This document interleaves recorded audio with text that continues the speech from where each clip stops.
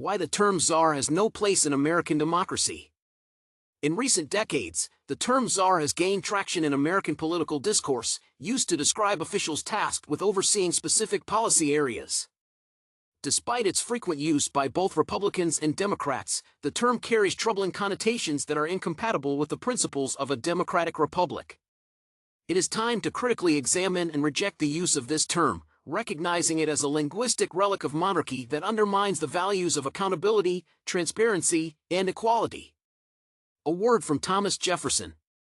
Fellow Americans, if it were within the power of Providence to grant me a moment among you in this era, I would say this: beware the subtle creep of language that betrays the ideals for which we fought. This republic, born of the blood and toil of common men and women, was built to cast off the yoke of kings and czars, and any term that evokes such tyranny has no place in the governance of a free people. Let us not forget the wisdom of the Revolution, that power corrupts when concentrated, and that the vigilance of the citizenry is the only safeguard against despotism. A nation that calls its leaders czars invites a rhetoric of dominance rather than service, a hierarchy of control rather than liberty. What folly, then, to adopt the language of monarchs in a land where we the people reign supreme. I entreat you, my fellow Americans of all persuasions, to remember that words hold weight, and that they may either fortify or undermine the principles of self-governance.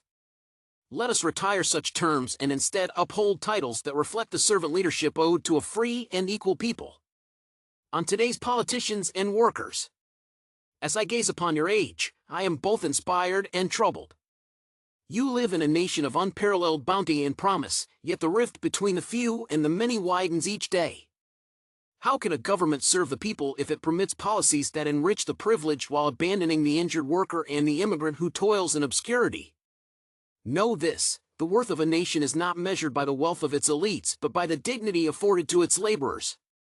Those who break their backs to build your cities, harvest your fields, and teach your children are the cornerstone of this republic. Yet, you allow them to struggle for justice, for fair compensation, for safe workplaces, and for recognition of their humanity. And to the immigrant, whose hands have helped shape this land since its inception, let no man say they are less deserving of the blessings of liberty. Did we not declare that all men are created equal? Your Declaration of Independence does not carve exceptions for birthplace or station. Embrace the immigrant, for they bring vitality and strength to this great experiment in self-rule. A challenge to all parties.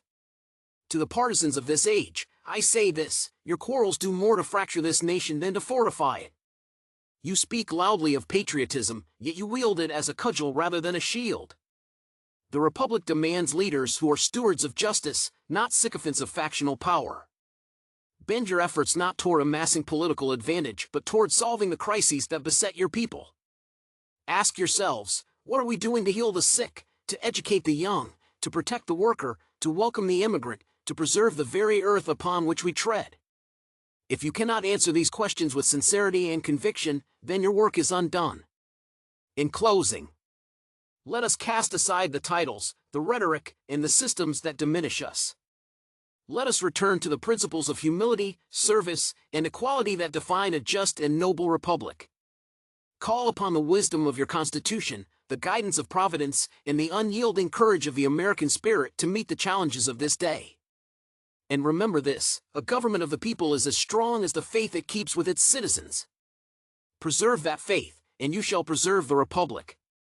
Your humble servant, Thomas Jefferson.